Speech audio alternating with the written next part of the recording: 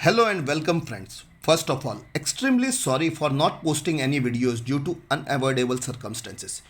Today I am going to talk on very informative topic which is thumb rules in construction industry. दोस्तों, सबसे पहले जानते हैं कि आखिर ये थंब रूल होता क्या है। थंब रूल मतलब कोई भी एक्टिविटी की क्वांटिटीज डिटेल वर्कआउट किए बिना सिर्फ एक सिंपल फॉर्मूला या कैलकुलेशन से वर्कआउट करना। इसके लिए ना तो आपको एग्जैक्ट साइज की ज़रूरत होती है और ना ही किसी लेंदी कैलकुलेशन की ज़रूरत। इन शॉर्ट अगर मैं बोलना चाहूँ तो थंब रूल ऐसा रूल है जिससे आप कोई भी एक्टिविटी की क्वांटिटी क्विकली बिना कोई लेंदी कैलकुलेशन के निकाल सकते हैं। थंब रूल सबसे ज़्यादा टेंडरिंग वर्किंग करते समय या प्रोजेक्ट फिजिबिलिटी वर्कआउट करते समय यूज़ होता है। मैं आप सबसे रिक्वेस्ट करूंगा कि ये वीडियो पूरा एंड तक ज़रूर देखें और अपने कंस्ट्रक्शन रिलेटेड फ्रेंड्स को ज़रूर शेयर करें।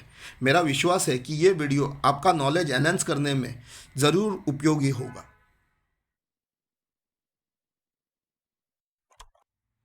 दोस्तों, वैसे तो बहुत सारे thumb rule civil engineer use करते हैं, पर सबसे इम्पॉर्टेंट और फ्रीक्वेंटली यूज़ होने वाले थंब रूल्स मैं बताने जा रहा हूँ। एक बात प्लीज़ याद रखिए कि कोई भी थंब रूल यूज़ करते वक्त यूनिट को इग्नोर करें।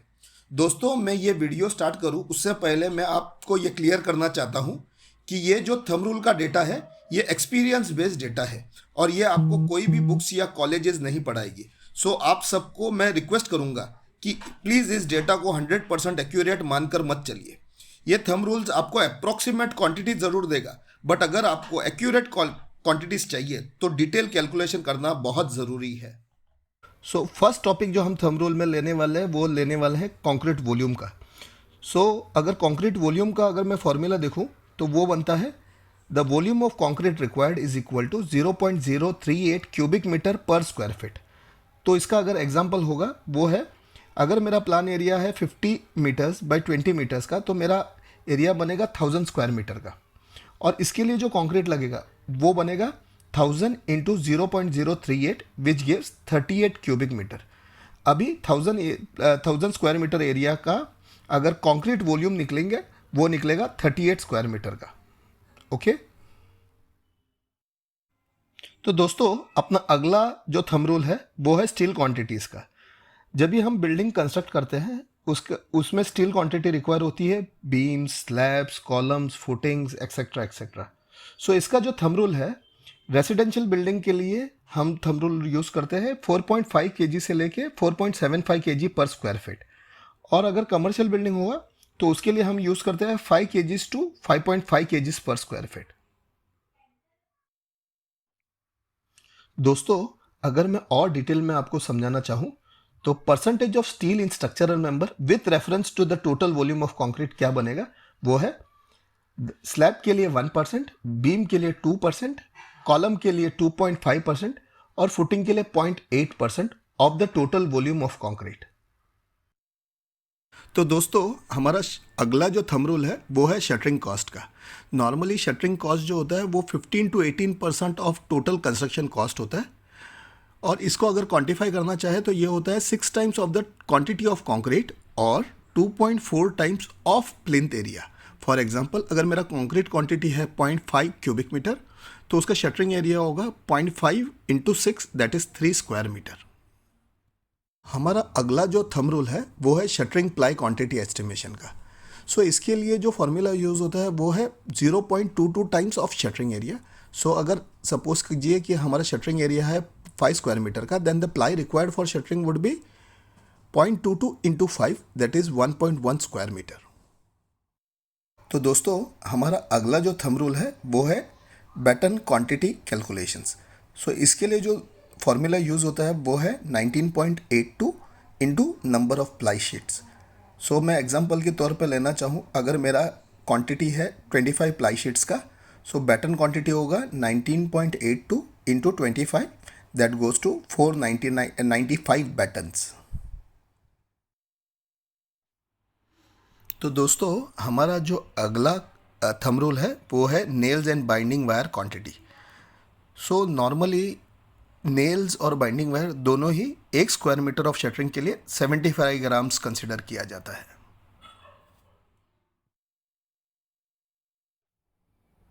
तो दोस्तों, हमारा जो अगला थंब रूल है वो है शटरिंग ऑयल का। इसके लिए दो फॉर्मूलेज यूज़ होते हैं नॉर्मली। फर्स्ट फार्मूला है 0.065 इंटू टोटल एरिया ऑफ शटरिंग, और सेकेंड फार्मूला है for every 15 square metre of shuttering 1 litre of shuttering oil is considered.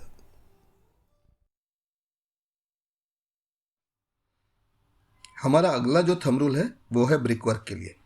अगर मैं 230 थिक 1 क्यूबिक मीटर का ब्रिक वर्क करना चाहता हूँ तो उसके लिए मुझे सीमेंट लगेगा 0.876 क्यूबिक मीटर या फिर 25.4 बैग्स। अगर मैं 115 का ब्रिक वर्क 1 क्यूबिक मीटर करना चाहूँ तो उसके लिए मुझे सीमेंट लगेगा 0.218 क्यूबिक मीटर या 6.32 बैग्स। हमारा अगला जो थंब रूल है वो है सीमेंट मैसनरी के लिए।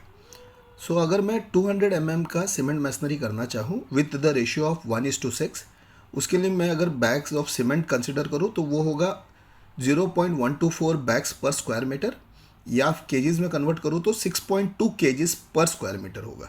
अगर मैं 150 का सीमेंट मैसनरी करना चाहूँ विद द रेशियो ऑफ 1:6, उसके लिए होगा 0.093 बैग्स पर स्क्वायर मीटर, या अगर केजीज में होगा 4.65 केजीज पर स्क्वायर मीटर। अगर मैं 1:4 के रेशियो में 200 का सीमेंट मैसनरी करना चाहूँ तो उसके लिए होगा 0.206 बैग्स पर स्क्वायर मीटर, और केजीज में होगा 10.3 केजीज पर स्क्वायर मीटर। 150 का मैसनरी जो है 1:4 के रेशियो में, उसके लिए बैग्स होगा 0.144 बैग्स पर स्क्वायर मीटर, और केजीज में होगा 7.2 केजीज पर स्क्वायर मीटर। 100 का cement masonry with the ratio of 1:4, इसके लिए बैग्स होगा 0.103 बैग्स पर स्क्वायर मीटर, और केजीज में होगा 5.15 केजीज पर स्क्वायर मीटर। तो दोस्तों आगे बढ़ते हैं हमारा अगले थंब रूल के बारे में, जो है प्लास्टरिंग क्वांटिटी। अगर रफ प्लास्टर में सीमेंट बैग्स देखो तो वो होगा 0.09 बैग्स पर स्क्वायर मीटर, और केजीज में होगा 4.5 केजीज पर स्क्वायर मीटर। अगर इंटरनल वॉल प्लास्टरिंग की बात करूँ तो वो होगा 0.09 बैग्स पर स्क्वायर मीटर या 4.5 केजीज पर स्क्वायर मीटर। डक्ट का प्लास्टर होगा 0.09 बैग्स पर स्क्वायर मीटर या 4.5 केजीज पर स्क्वायर मीटर। एक्सटर्नल वॉल का जो प्लास्टरिंग होगा 2 कोट्स में, उसका होगा 0.175 बैग्स पर स्क्वायर मीटर या 8.75 केजीज पर स्क्वायर मीटर। स्टिको प्लास्टर जो होता है वो होता है 0.175 बैग्स पर स्क्वायर मीटर या 8.75 केजीज पर स्क्वायर मीटर। तो दोस्तों एस्टिमेशन के दौरान या टेंडर भरते समय हम कुछ थंब रूल्स फॉलो करते हैं, जो कि स्टील के लिए हम कंसिडर करते हैं 3 to 5 केजीज पर स्क्वायर फीट, सीमेंट हम कंसिडर करते हैं 0.5 bags per square feet, RMC हम कंसिडर करते हैं 0.05 cubic metre per square feet, block work हम कंसिडर करते हैं 12.5 नंबर्स पर स्क्वायर मीटर, इलेक्ट्रिकल कॉस्ट हम कंसिडर करते हैं 152 rupees a square feet, plumbing cost हम कंसिडर करते हैं 158 rupees square feet, fire fighting cost हम कंसिडर करते हैं 45 रुपीज़ पर square feet.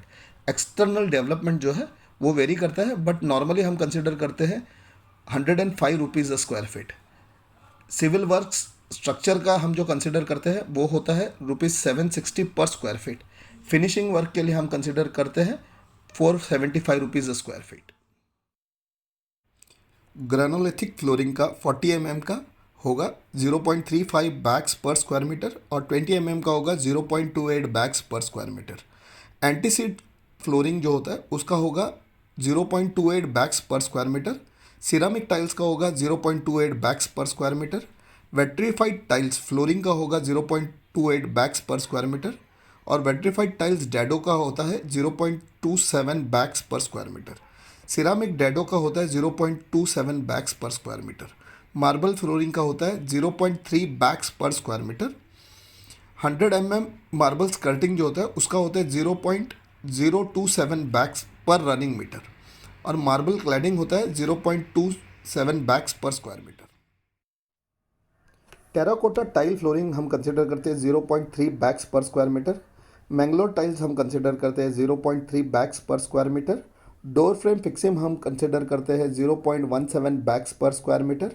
Water proofing of sunken slabs या वॉल्स का हम कंसिडर करते हैं 0.23 बैग्स पर स्क्वायर मीटर, और वाटर प्रूफिंग ऑफ बालकनीज या टॉयलेट का हम कंसिडर करते हैं 0.65 बैग्स पर स्क्वायर मीटर।